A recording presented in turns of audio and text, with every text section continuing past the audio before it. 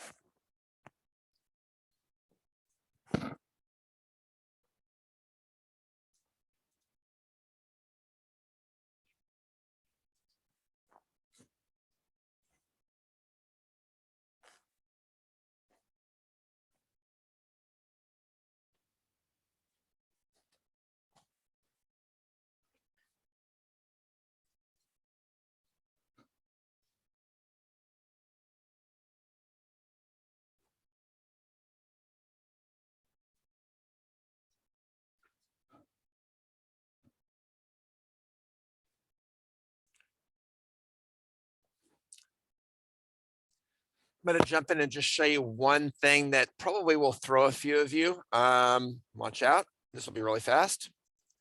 If you're not seeing your line as being thick, do you see this button right here called thin lines? That is an on-off switch. So that's going to show you your line weights as you hit it. You can see how there's a little bit of a line weight on the walls, but not much, not nearly as thick as this ground line. So go ahead and keep that on for what you're doing here, because you're going to want to see it as you go in. Now, if you happen to put the line in the wrong place, let's say you did something like, I don't know, just say something evil like that. You just did it in the wrong place. You can use a dimension to guide you there. You can say, from here to here should be 6 inches. Remember, the object you pick is the one that moves. So you could say, I want that to be 0 space 6. Now it's where it's supposed to be. Delete the dimension, and then you can, kind of be on your way with the. I made that really long, didn't I? And just kind of line that up with the house like that. Bring that crop box in there. That makes sense what I'm doing here. Same thing we'll talk about the crop box here in a minute. Wow, I made that really long, didn't I? I don't know why it went way out there, but okay. Bring that crop box back in, because I definitely don't want to put the house there.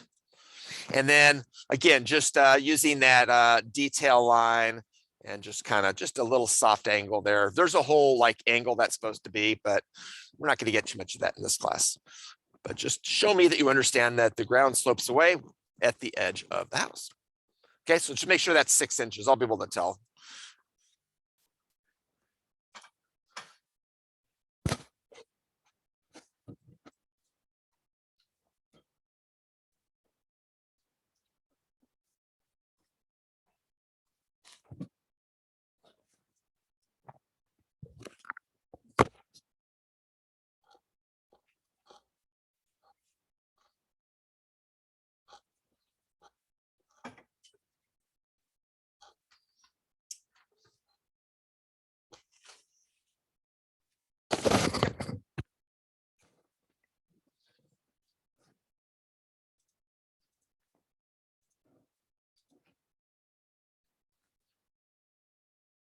Have you done line styles yet?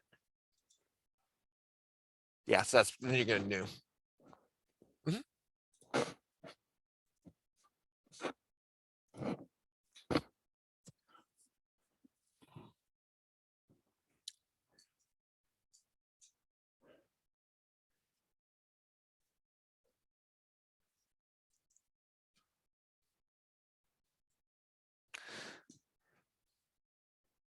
All right, watch out.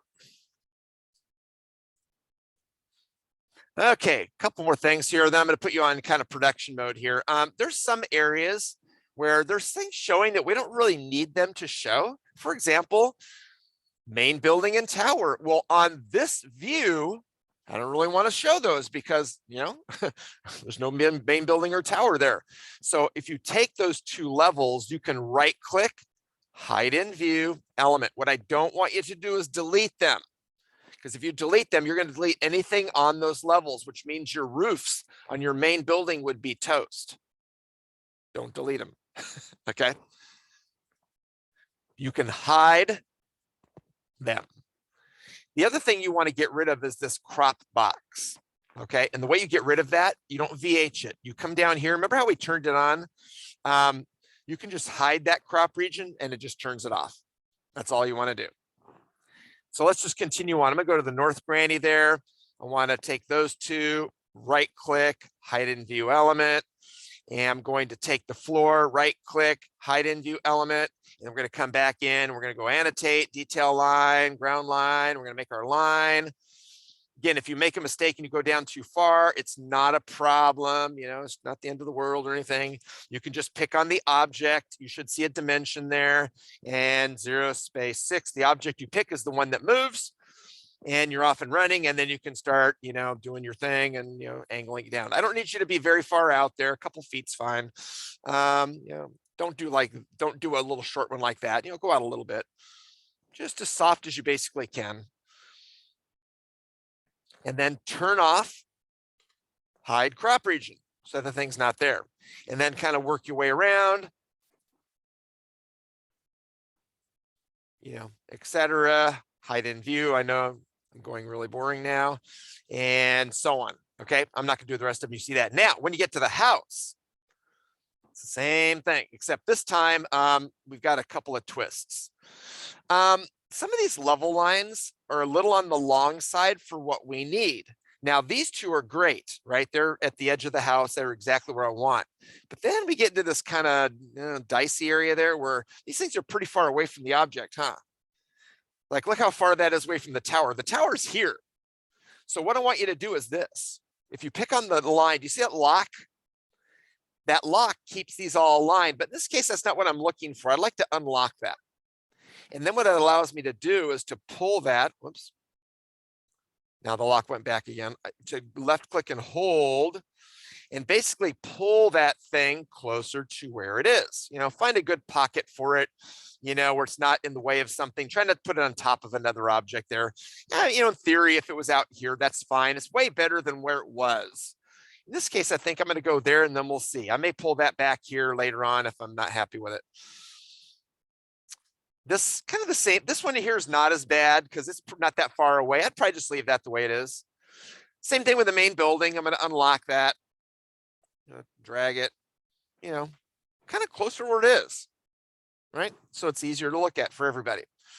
And then we'll go in and do our thing. We'll take our floors, right click, hide in view element, hide in view element. Some of this will be loggia floors, hide in view element. I want all the floors pretty much that are on the ground there gone. The reason I'm not VHing them is sometimes on elevations, we have like second floor balconies and things like that. If you VH the floors, you VH the floor of the balcony.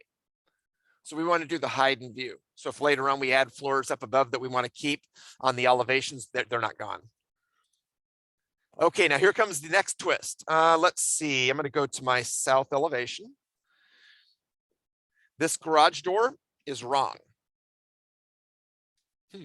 Why is that wrong? I'm going to take this floor right. See this floor here? That's the garage floor.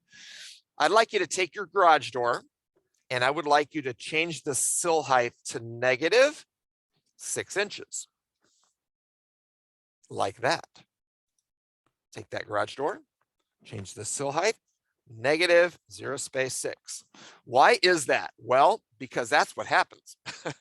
The garage door, think about it. The garage door is at the ground level, 6 inches lower than the finished floor where our door is.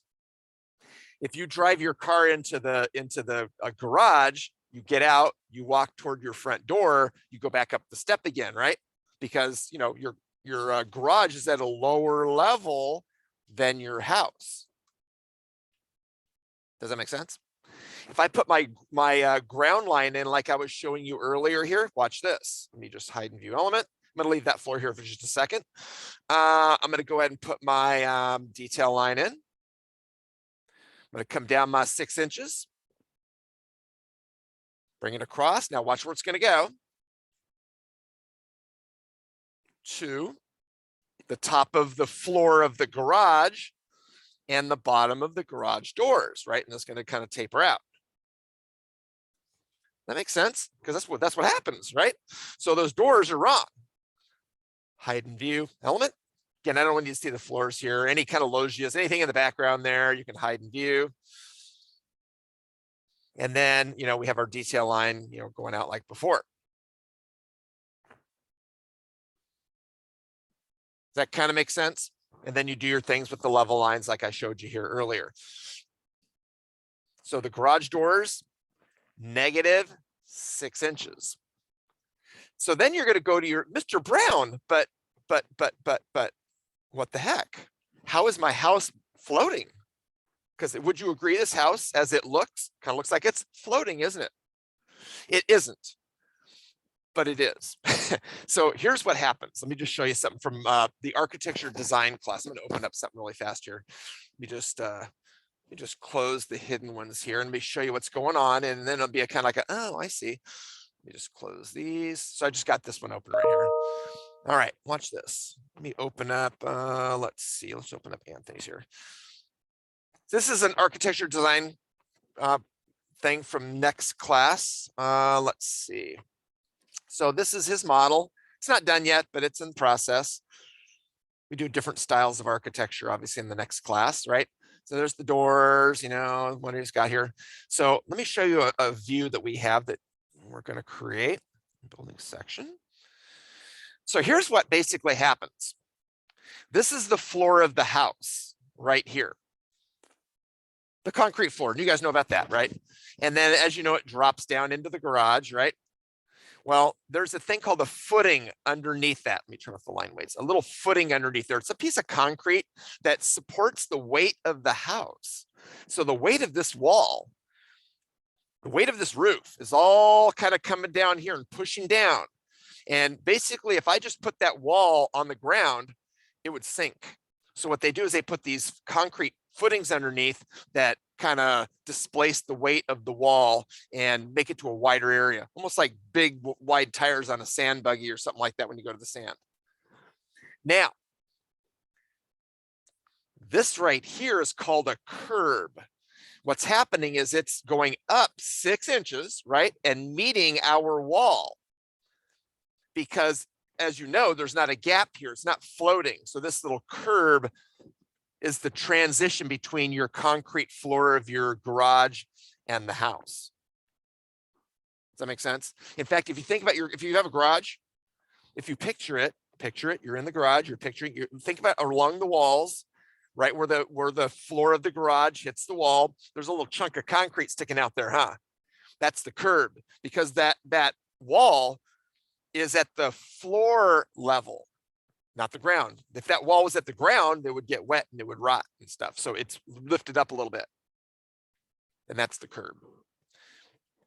On the exterior, it's kind of the same sort of thing. There's a footing underneath, and then the ground would be 6 inches lower and start drifting out here. If you go to the outside of your house, you'll see a little concrete piece sticking up out of the ground, because again, your cladding, whatever's on the outside of your house, doesn't touch the ground. It's lifted up. Go back and look at it, you'll see. Okay, whether it's an apartment building or a condo complex, it doesn't matter what the building is, it's all the same. Just when the building's bigger, these footings get bigger, but still the same concept. The wall does not touch the ground. So that said, let me close this. When you look at your building, it's never going to touch the ground. It's always going to be kind of floating, if you will. And then that footing is up. Make sense? No, and then the floor, of course, part of the concrete floor is the foundation that kind of goes below it. All right, so what I need you to do is where you're going to go into production mode. You're going to drop those garage doors, and then you're going to do ground lines on all 8 views. Okay. And then, you can make your design decisions based on, you can unlock those and you can drag those across wherever wherever it looks like a good spot, just get it reasonable, and sometimes you say, this is fine, it's far enough, it's not that big, there's really no big advantage in dragging that over unless it's a really, really long distance. Okay, you can make your own design decisions, and then you can go ahead and hide that crop region. Okay, mass production, 8 elevations.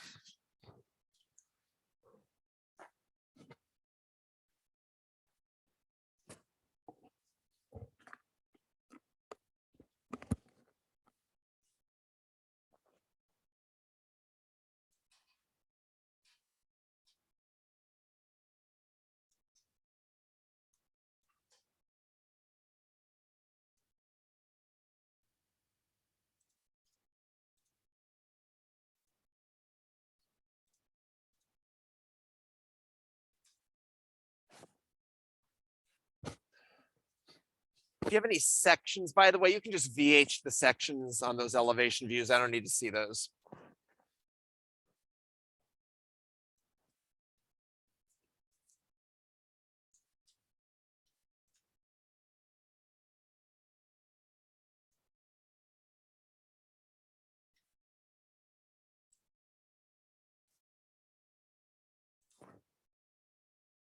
Danny, what do you got? Which ones? Yeah, they're probably hitting your crop box. So let's see, if you turn on your crop region, see how they're kind of cropped there. If you pull that out a little bit, see what's happening there. So, you can make your decision based on that.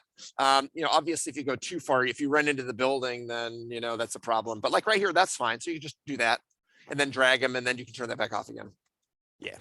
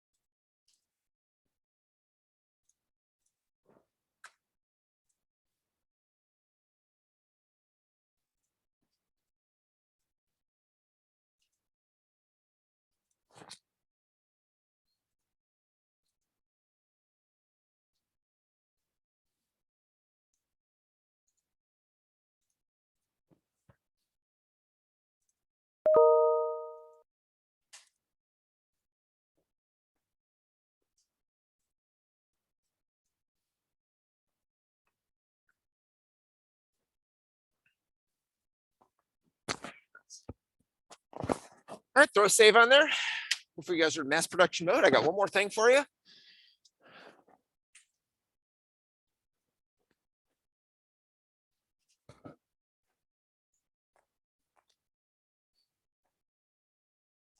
And watch out.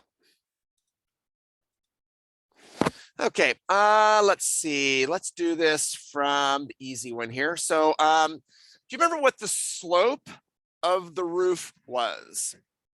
It was a 412 slope, right? So watch this. We have a tag. It's under Annotate, and it's called a spot slope. Now there's two different spot slopes. There's an arrow and a triangle. The arrow looks like an arrow. See the 412? And the triangle looks like a triangle. I'd like you to use the triangle. And you can see if you pick the roof, click, and then you move it up and down, click, you've got yourself a slope arrow. Now, if that slope of the roof were to change, let's say I made it, there was a design change, it was supposed to be a 612 now, you'll notice that the annotation arrow kind of follows suit. So if you make a design change, it's not that big of a deal. These things are really smart and they update. Here's what I need from you. Anywhere you see an angle like this, I need one of those. I don't need it on both sides. I know that's a 412 slope because you told me. What I don't need is, I don't need it on this view. I don't need you to come in with the spot slope and try to do something like this. I don't need you to do that. I don't need a arrow going like this. We have them and we can use them if we want, but I don't need you to do that on the elevation. Okay, we do the elevations. We'll do them on the angled side. So again, spot slope, triangle. It's a little quirky because you have to hit the roof first and it'll go either on one side or the other. It's on the wrong side. Now I don't really want it there because it's kind of in my drawing. Click, and then you move your mouse and then click again to place it. Hit escape. So just, work your way around. I got that one. I don't need it there. I don't need it there. And then you start having fun. So I need it there. Click, click. And then there's going to be the quirky part. Now, when you have a hip roof, watch what happens. It's going to be a little quirky. Watch this. Is that correct? Is that 2 7/8 correct on the slope? Let me prove that it's not. Watch this. I'm going to take that roof. What does the slope of the roof say it is? 412. So when you bring this spot slope in, it's a little confused on hip roofs. So what you have to do is when you hit the edge there, hit the tab key. Tab. And then you can cycle through. So this could be the same thing when you have towers. See how the tower is a hip as well. Just my mouse is on the edge, hit the tab key, click, click. The reason that's happening is because you have a roof going this way, kind of going away from you. And so that edge is where Revit's a little confused. It's not getting the surface, it's getting the edge, which isn't really a 412 on a hip because it's going at a funky angle. So you have to kind of cycle by hitting the tab key to get the surface that's the 412. Okay. Now, if you have a round tower, what's going to happen is this little annotation object is going to hug the line. This line right here will be right on the line. That just is what it is. Okay. Limitation of the software. So you're going to bop around to each of your views, and anywhere you have the angle, you're going to put the spot slope. And again, sometimes it goes on the right side. Usually see how it's kind of cycling, tab, click, click. And then you're going to get that anywhere you see it, even if it's redundant, tab, click, click. Anywhere you have the sloped things. Now, if you have something way, way, way in the back, don't worry about that. Okay, just the main things that are kind of in your face. And so it goes anywhere you see. Now, in this case, we have a different slope, right? Because some of your loggias and shed roofs and stuff like that might have a different slope. If they do, that's fine. They're not all 412s. Tab, click, click. Tab, whoops, missed it. Right on the line, tab, click, and click. Okay, I don't need both sides of the roof. Like I said, I don't need the ones that are kind of going front to back. I call these a front to back roof. The guy that trained me, that's what he called them. So the ones you don't see the angle. So again, don't need slopes on those. Got it? Give me roof slope arrows on all 8 elevations or where appropriate. They're called spot slopes under Annotate.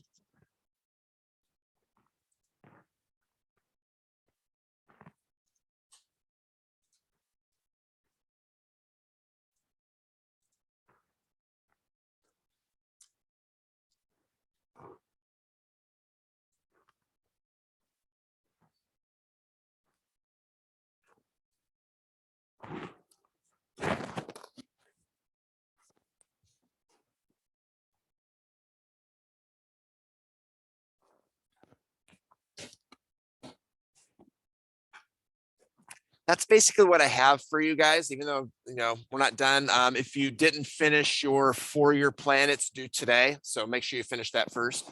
Yeah, then kind of in mass production mode on the elevations.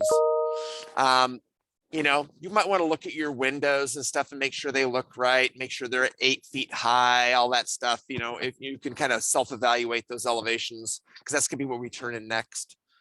So put in nicer windows. You might have a side of your house where there's no windows at all. And that might be, oh, wow, I don't have any windows on my west side of my entire house. Maybe I want to fix that, where it makes sense. So that'd give you a little window of time to do that. Tamer. No, you're in the wrong place. That's okay. You have the right idea. Just the wrong spot. Annotate, spot, slope. So now when you bring it in, you're going to change that arrow to a triangle. Yep. Oh, I see you're in the right place, huh? There you go. I see what you did. I got it. I understand what happened there. Yeah.